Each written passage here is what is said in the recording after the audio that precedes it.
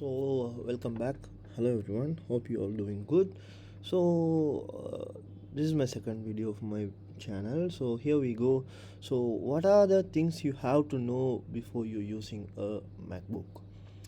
So this is not the Windows or the MacBook like Chrome or something. It's a different user interface and a different user friendly and different user experience.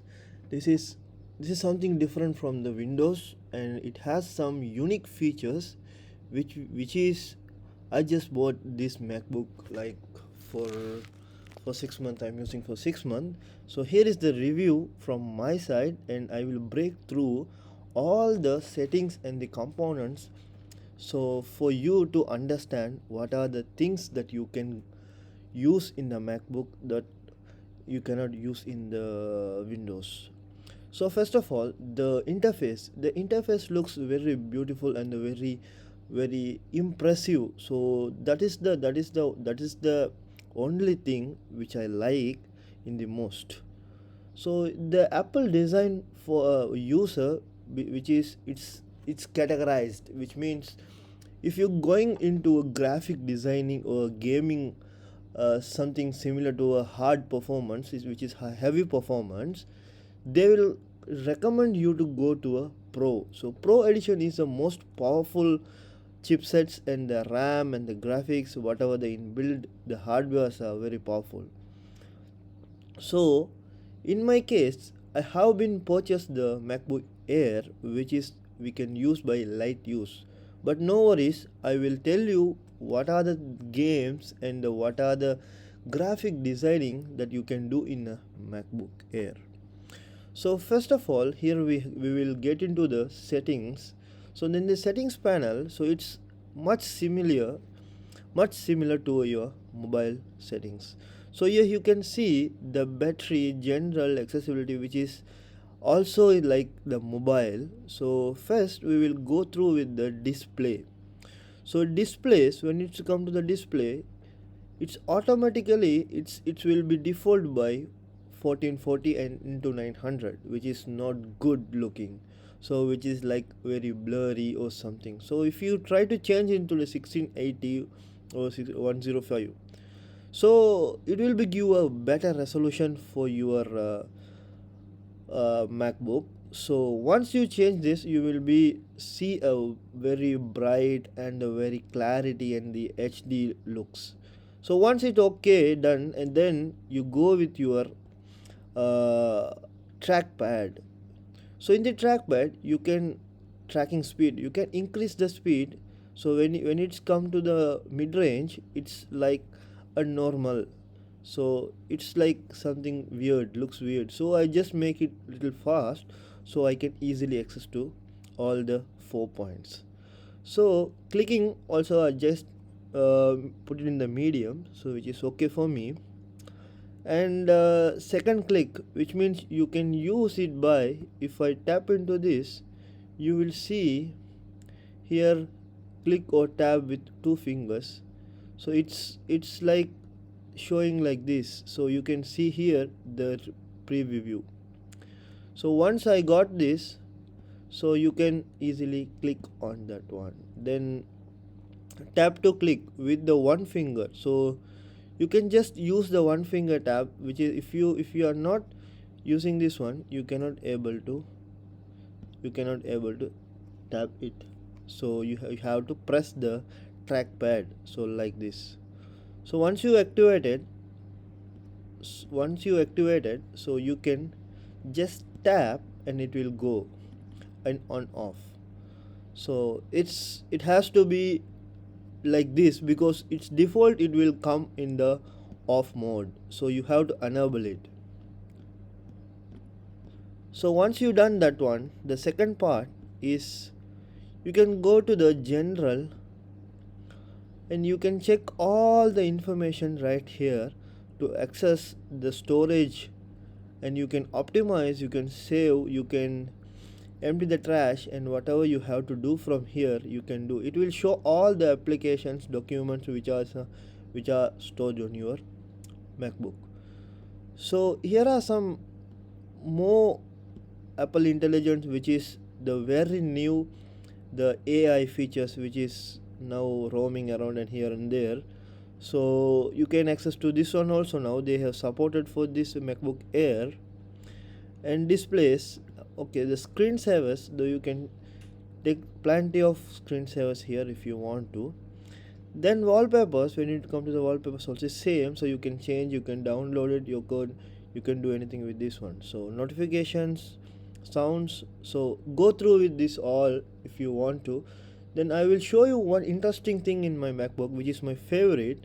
So when I click here, so in the notification bar, and you can see there stage manager, which is, if you click the stage manager, I will show you one thing. So if you minimize this one, it will go here, it will not going here. So once you click this one, you can easily access to the your recent tabs. So if I using a Chrome, if I minimize that one, and if I use another okay, Safari browser, so if I am going to the Safari browser, so I just want to go to the Chrome, I just click here, it will go here. Or I want to access the tab, this one, I will go here. So it's much easier, so which is I like and I prefer to. So once it's done, so when it comes to the battery life, you can see all the battery life and the cycle from here in the settings corner, and you can access to the general. In the general, you can see there is one option called about. So in this about, you can check all the MacBook details here. It's a less details, so which is all what is the chipset, memory, and the serial number and the expire date and everything you can see here. And MacBook OS 15.3.1. so here you can see system report. So when it's come to system report, it will give you all the hardware, network, software, all the details that you have in your MacBook. In the corner of this hardware, you can check there is one option called power. So when you click into the power, you can see the cycle count here, conditions, maximum capacity, which is 100% battery health. So then after, you can go to the software details and application, and here you can see too many things that you can access to. So installation, which is count, it's like similar to the our programs, so in Windows. So you can check here CapCut and what are the softwares I have installed, iMovie, eNote, and CapCut. So that like that. So, and the most important thing is how we are going to install a software from a website, or else we are going to go through with the App Store. So I will check with the App Store first, so you can understand easily. When it's come to the App Store, you can have more apps and games on this one. So you can add Microsoft Word, which is free trial for some periods. Then after, you have to purchase. And if you want access to the free, I will give you the link in the below, so you can download all the MacBook softwares for free. So once you see this, then after we will go to the Chrome, and we will download a software. So okay, I will go with the VLC media player. So if you go with the VLC media player, and you can access to the VLC media player website. So in this situation, so you can check with the Windows Mac OS. So if you click to the Mac OS, it will get into another tab, which is you can download the software. So I will download this software. Already it's downloading. So once it's downloaded, you can see this in the downloading option, where you can get the download. So you can go to the Finder, or else you can go to the Finder and you can check this one. So in the download section, you can see all the downloads which you downloaded before. So here is the VLC. So once it's downloaded, it's coming like this, the .dmg VLC. So if you double click that one, it will open a, one second, okay, it will open like this. So this is very easy. It's not similar to like Windows, we have to go do next. It's not that much hard. So it's a easier thing. You can just click and drag all the way here and you put it in the application. So once it's done, it will download. So already installed, that's why it's not going to be download. Then after, you can access in the launch pad. So it will directly go to the launch pad and you can see the VLC media player. So you can connect your iPhone. If you're using iPhone, you can connect to the iPhone. You can mirror that one as well. So there are so many things which I like most, and here are some basic tips for you. So once it's okay, if you feel it's okay for me, I can go for a MacBook. Definitely go for a MacBook. So some people don't like MacBook that much. I'm in the medium scenario. Medium scenario. So I okay with the Windows and the Mac now. So I'm also learning too many things in the new MacBook. So once it's, so you can access to the FaceTime, you can access to the so many things in this one.